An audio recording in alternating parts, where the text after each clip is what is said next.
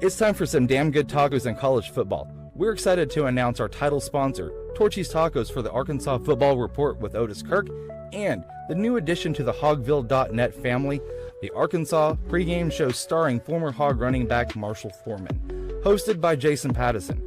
If you're looking for a place to unwind and call the Hogs, Torchys is the place. Torchys' location on MLK in Fayetteville is the proud host of the Arkansas pregame show, and it will air 2 hours prior to kickoff of each Fayetteville home game. The Arkansas Football Report airs every Thursday at 7 p.m. in Rogers. Check out the full-service bar on the patio or in the restaurant while you cheer Arkansas on to victory. Torchys has you covered with the daily drink specials or the taco of the month with their queso that's made in-house fresh daily. Torchys has 2 convenient locations in Northwest Arkansas, which happen to be the only 2 locations here in the great state of Arkansas. They have you covered for some damn good tacos, and go Hogs.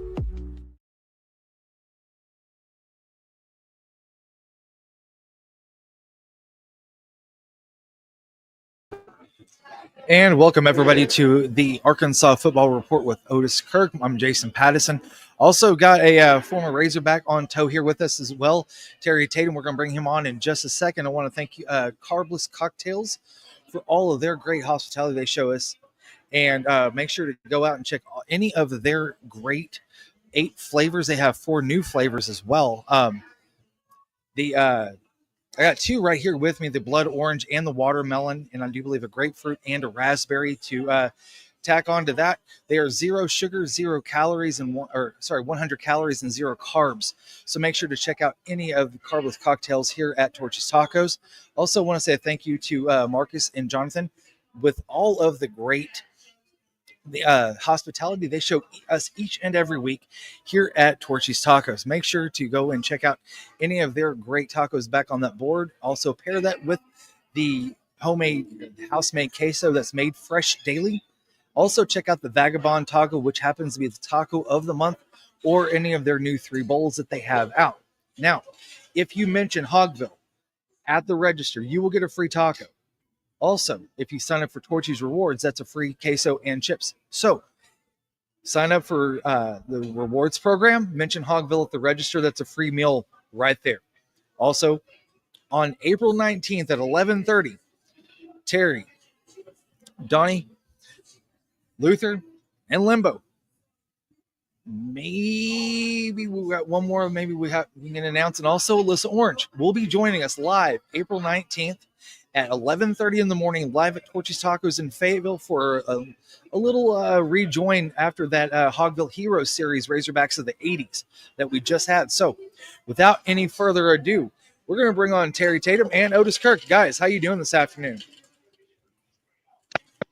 Hey, man. Doing good. I'm doing great. Thanks for having me. Hey, no problem. I'm going to tell you, when looking back at that 3-part series that we did, Terry, I'm going to tell you what, that was a lot of fun. Have you guys been able to get together and do something like that before? No, we have not. Now, we get together often, especially Luther and I, but we get together with you know the guys, and we'll sit around and talk and reminisce. But we've never been able to get on get it broadcast and share with the whole world. No. I felt like it was really important to be able to give former Razorbacks a platform where they can all come together, share stories, and be able to connect not only again with former teammates but also with fans. And I feel like that was something that really needs to be done more so. And I think that's why I really want to expand that series. I think it'd be great. Well, let me just say those stories and those experiences we had are the only things that we can look back on and with fond memories.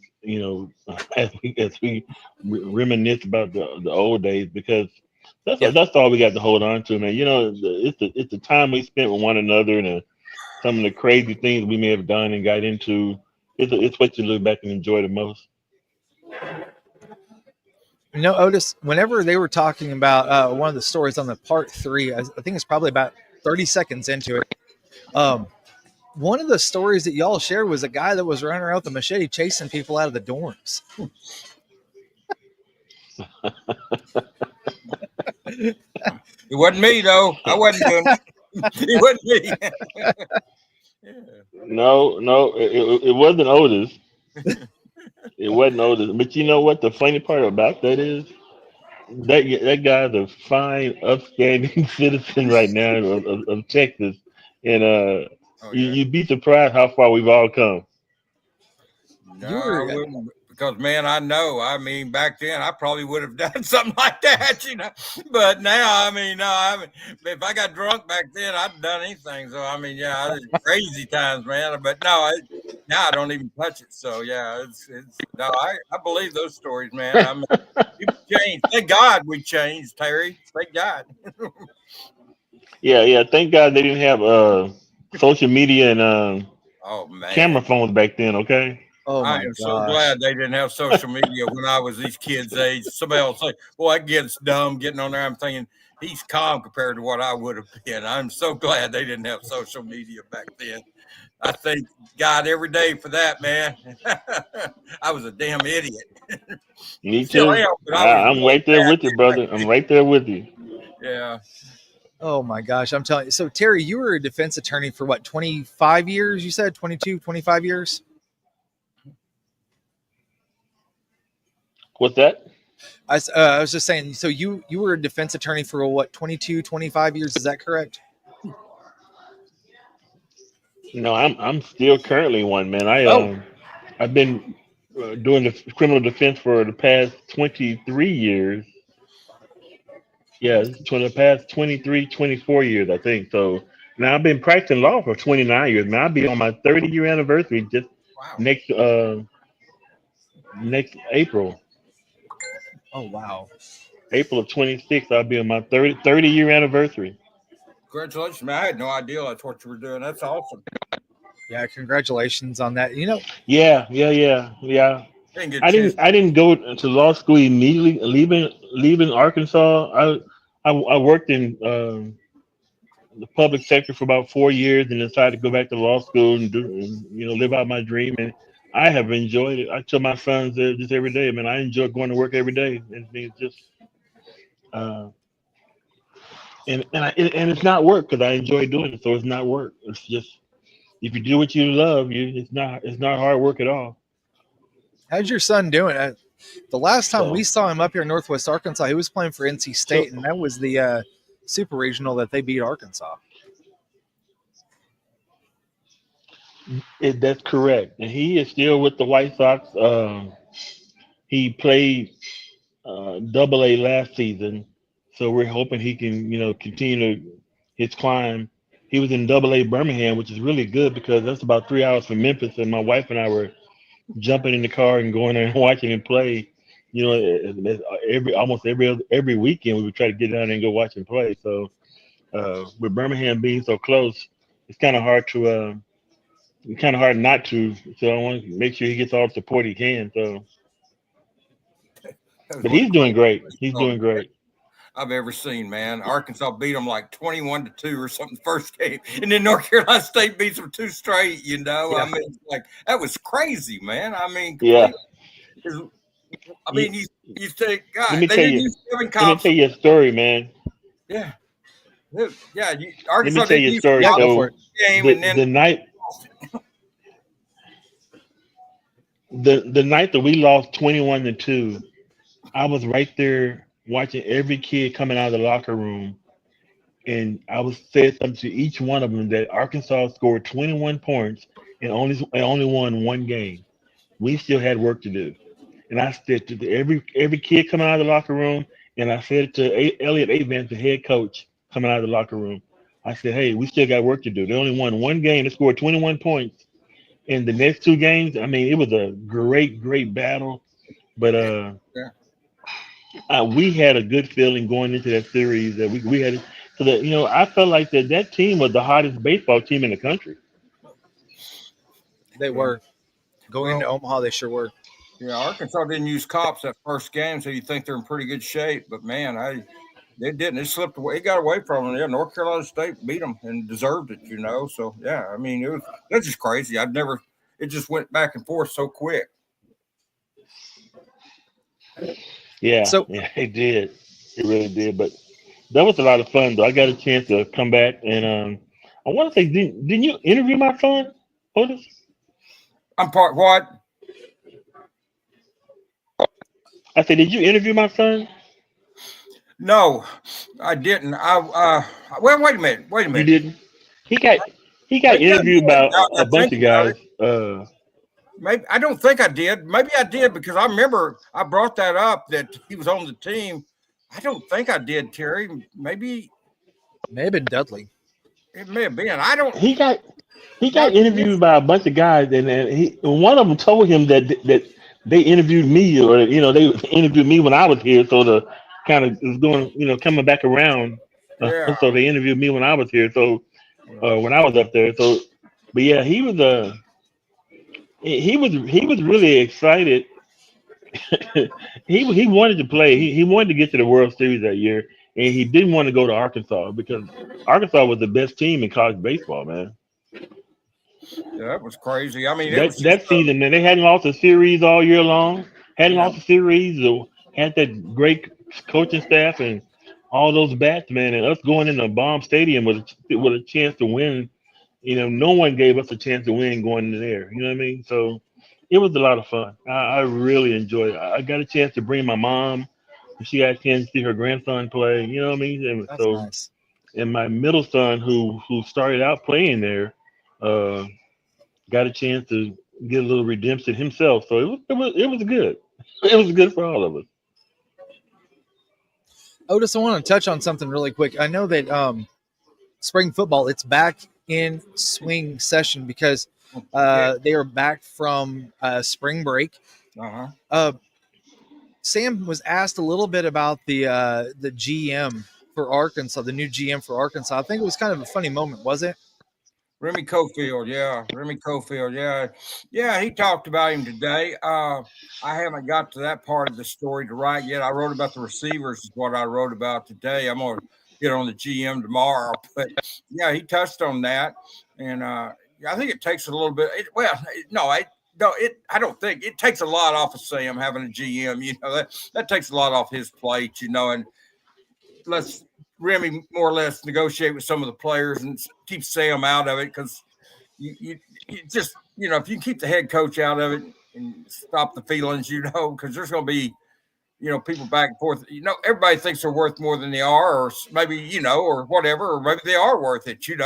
But it's good for the GM to more or less negotiate to Sam and stuff. And I know Sam will have a say in it, but I think it takes him. But yeah, it's going to be huge. I think it's Arkansas finally moved into this century hiring a GM. Thank God for that. But but probably something they should have already done. But hey, I think they got a good one.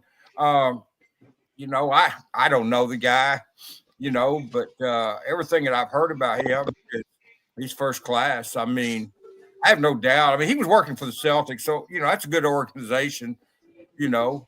It's not as good as the Lakers, but it's a good organization. I was waiting for that dig. I was waiting for that. I'm just kidding. No, it's a good organization. Yeah, I knew that was coming too. I knew that was coming. Yeah. But no, I'm just joking about that. He came from a good organization. You don't get hired by the Celtics if you don't know what you're doing. So I think he'll do well here, and I think it's something Arkansas need to do. And I think they made a good hire. I really do. We'll see. Time will tell. But on paper, it looks like a good hire, and that's about all we can go on right now is something on paper, Yep. We'll see how it turns out. So have you had a chance to watch some of the practices? Yeah, I've seen most of them. He's they look good.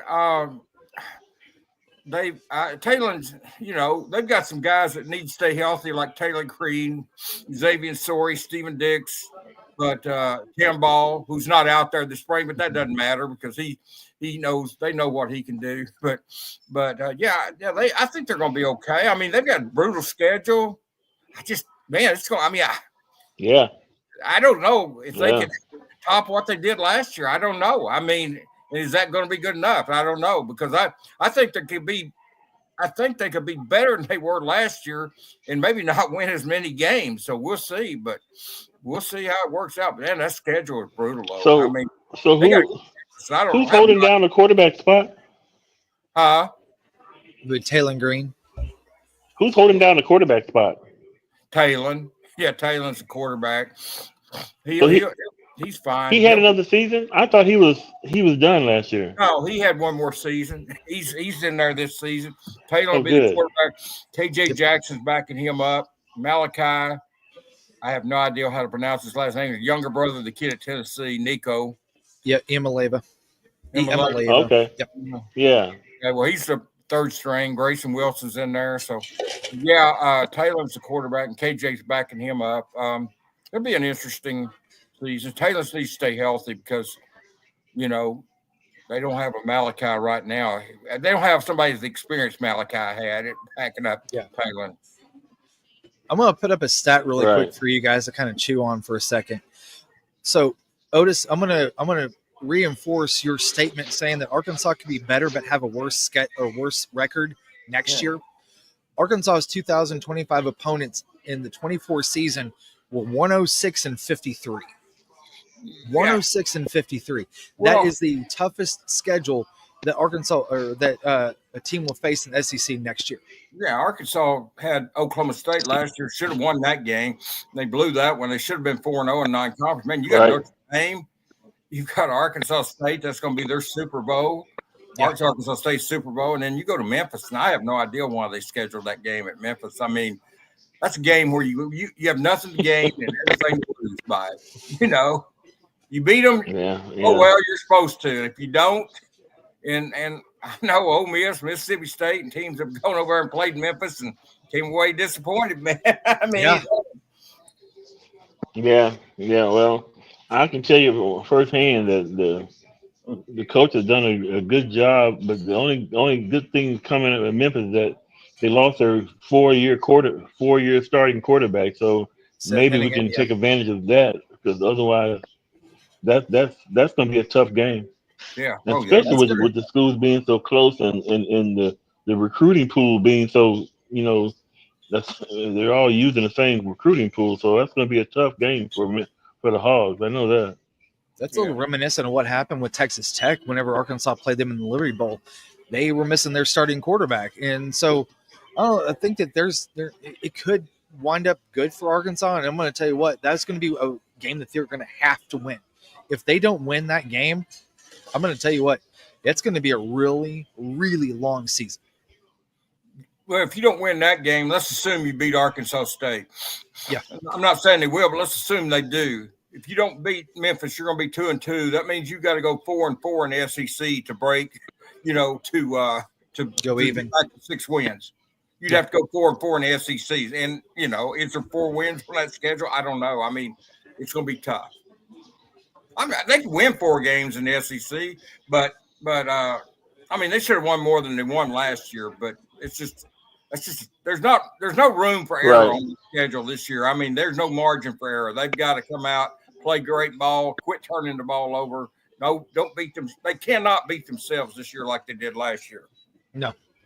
So Otis, you were talking about wrote a story on the wide receivers. I know that they've got quite a lot of wide receivers on the offensive, or well, of course, on the offensive side, but on this field. But they're also looking for more. It's almost a kind of a head scratcher because I thought that Bobby was able to go into the portal and kind of address a lot of the needs that Arkansas had. Why were they looking for more possible? Well, Sam kind of downplayed that when they got asked about that today about hitting the portal for another receiver. He kind of downplayed that. I think that people are forgetting Antonio Jordan's coming from Warren here in June, and they've got the big kid from California that's coming this summer too. You're going to have two big wide receivers come in here in June that are going to – and Antonio Jordan, I don't care if he's a true freshman. That kid can play, man. He is a full-fledged stud, and he will be in the mix right off the bat. He's a 6'6", 220-pound wide receiver, isn't he? Yeah, he's about 6'6", about 230 actually, 230. And fast and good hand. Played quarterback down there for Bo this year, but yeah, he's just. I mean, they're talking about you don't have a big Andrew Armstrong type. Well, you will have when he gets here. You will have when he gets here. And he's coming from the Warren Football Factory, so I'm going to tell you. Yeah, he's right there with all of them too. He's right there. I'm not saying he's good as Traylon Burks. He's pretty dang good. Well, that kid, Luther Franklin was my roommate at the time I was there, and he's bigger than Luther Franklin was when he was there. And Luther played tight end. Oh yeah, well he's bigger than some of the time. I mean, he's bigger than Shamar Easter. He's bigger than Luke Has was. I mean, Luke was like 6'4", 230 or 235. I mean, he's bigger than him. I mean, this kid looks like a tight end, but he's a wide receiver and he can run like a wide receiver too. Oh, I'm telling you. This kid is unreal. I mean, I'm not big on pumping up kids before they get here, but that's one I will and stand by it. And I may have to eat those words, but I don't think so. Otis, I was going to ask you really quick. I don't think so either, especially with the. Oh, you're good, Terry. Go ahead. No, I'm saying especially with the offensive coordinator and his ability to get those guys in the best position. I think that he's going to have a chance to be really, really good. Yeah, Bobby likes Antonio too, and is really excited about getting him here. I've talked to Bobby about him and specifically about him, and Bobby's very excited about getting that kid on campus. He knows how to use him, and he will use him, and I think you'll see it right. I mean, those Warren kids played. Jerry's right. Those kids played as freshmen. There's no reason Antonio can't. Traylon Burks played as freshman. I'm not saying he's good as Traylon Burks, but I'm just saying he's very good and he can play. You can play wide receiver as a freshman in college football. You can do that. There's certain positions you can't. You don't really want to. You got to be a stud. You got to be a Sean Andrews to play him out there at offensive tackle.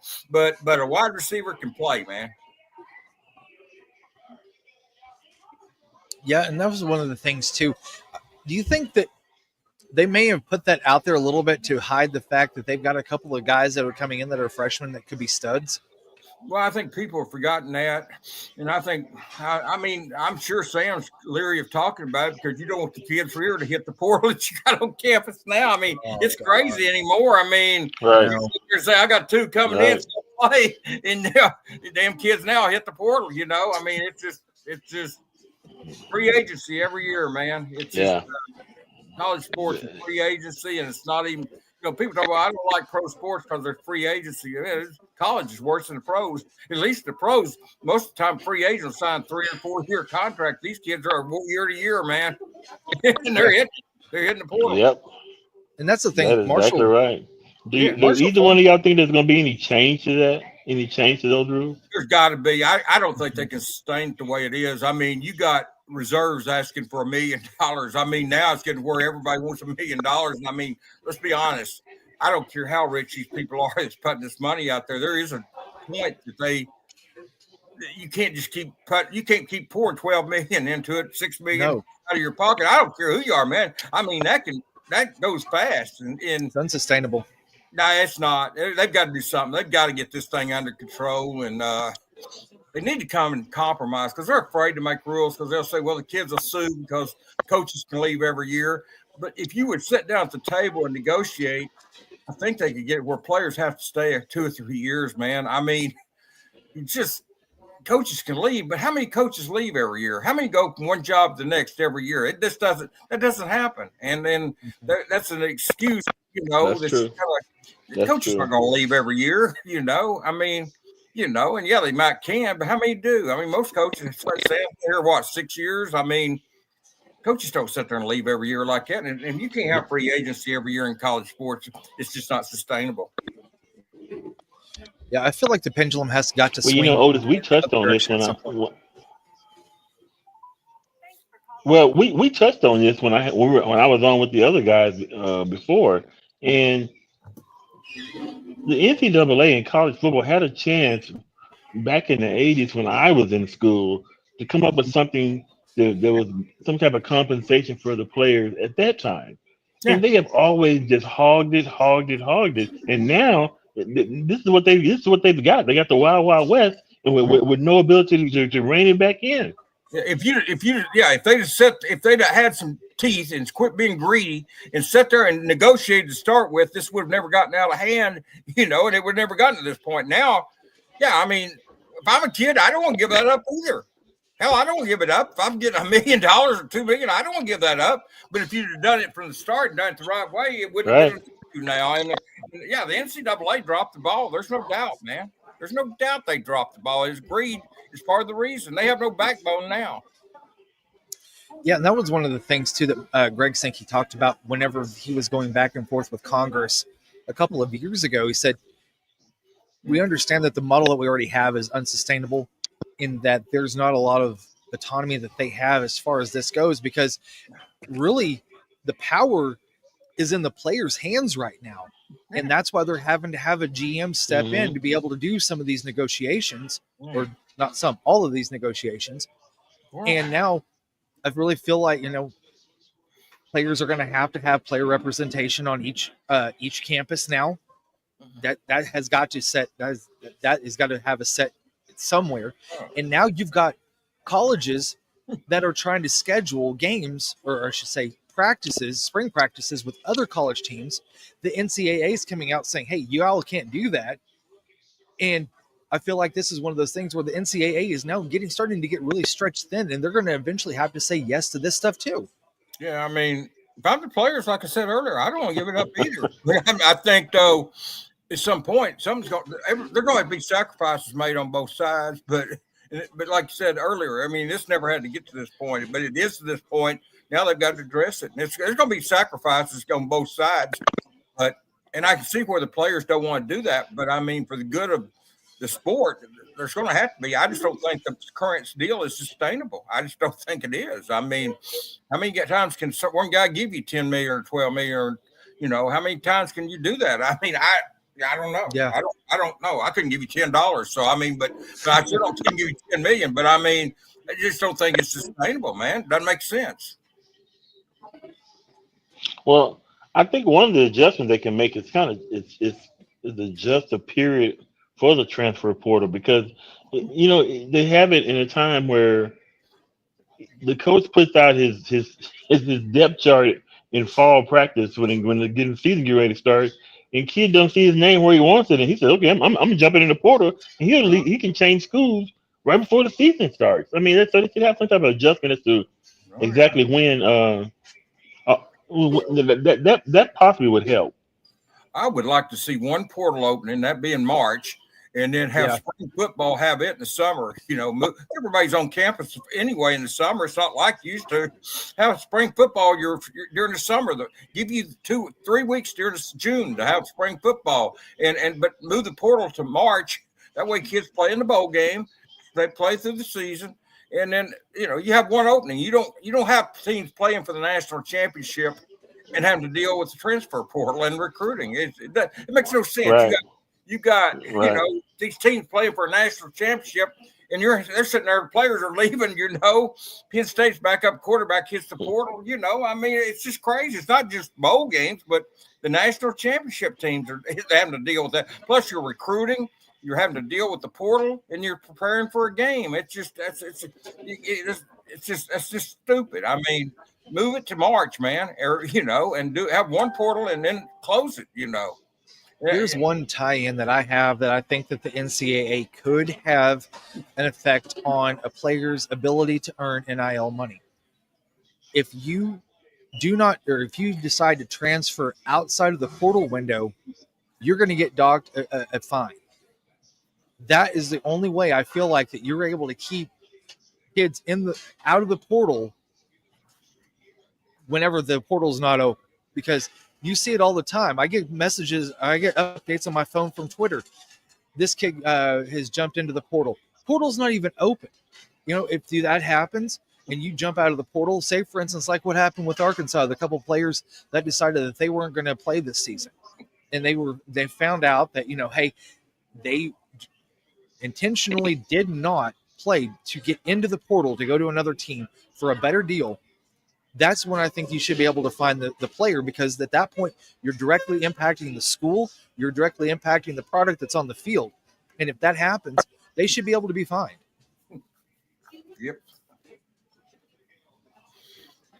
I think that's one way also you're able to curtail that, because again, it's every stinking day. I will put money on it. There, over the last 365 days, there has been at least one person jump into the portal, and in D1, D2, D3, somewhere, somehow, there has always been a kid that has jumped into the portal every day this entire calendar year. That is the only way that you get that curtailed. And you also size that window down to one, like you said with Otis, one window. That's it. Yeah. You can do it any month you want, but you got to have one, man. You can't have these two.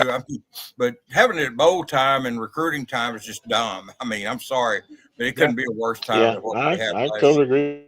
Yeah, they couldn't have a worse time than that. Teams playing for the national championship, not even counting the Liberty Bowl, but teams playing for a national championship shouldn't have to be dealing with players hitting the portal. I mean, that should be after the tournament's over with. Playoffs are over with. That's just ridiculous. Oh yeah. And I don't think that it could be possible, but I think that there is a possibility maybe where a player plays in a bowl game.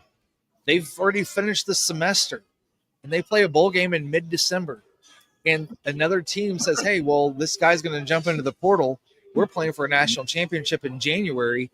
That kid jumps out into the portal, jumps onto another team, has already established as a student, and could possibly suit up for that team. That's the world that we're living in right now. It's dumb. Yeah.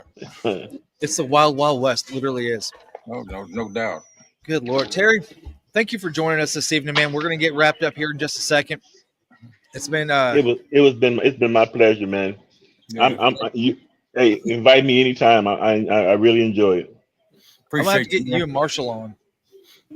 Yeah, we have some old running back talk, man. I love to do it. We got an old running back room going. You and DC. Well, no, wait. DC, he was wide receiver, wasn't he? Yes. Yeah, he was a wide receiver. He might be an honorary running back for all I know. I don't know. Maybe. No, but you can definitely get Marshall on. Oh man, yeah, we have to get you guys. So, hey, but also, thanks so much for having me, man. Hey, no problem. Also, make sure to join us. Terry, are you going to be Torchys on April 19th? Yes. That's the Saturday morning, right? That is Saturday morning. Yes, that is correct. Yeah, I will be leaving. I'll be heading back out of town right after that. But yeah, I will be there. Okay. Yeah, Otis, we got a special little thing going on over at Torchys on Saturday morning before the spring game. So far, Alyssa Orange, Terry, Limbo Parks, Luther Franklin, Donnie Centers are all going to join us. Oh, man. We're going to have Donnie Centers. That guy, I'm going to tell you what, he is a national treasure. He really honestly is. He's awesome. He is the best. But we're still waiting on one guy. He's still trying to figure out if he's trying to make things work maybe, and he hasn't quite let us know yet. So, but I'm going to tell you, we actually I'm going to try to pin down Limbo Parks to come on next week. That guy, he's a slippery cat. Whenever I try to get him on here, he always got something going on. Yeah, well, yeah, you can get him on there. In fact, I'll give him a call myself. Limbo, you better watch out. Yeah. All right, well, Terry, man, thank you. No problem, man. Thank you guys for having me. I enjoy it. No problem. Otis, take care. We'll see y'all next week. We'll be at Fayetteville Torchys also. New time and day for the Arkansas Diamond Report. That will start Monday, 7 p.m. So there will be no Diamond Report tomorrow. It will be 7 p.m. next Monday. That will be our new time and day for the Arkansas Diamond Report. So for Otis, Terry, myself, Jason, thank you all for joining us tonight. And go Hogs. Y'all, it's time for some damn good tacos in college football. We're excited to announce our title sponsor, Torchys Tacos for the Arkansas Football Report with Otis Kirk, and the new addition to the Hogville.net family, the Arkansas pregame show starring former Hog running back Marshall Foreman, hosted by Jason Pattison.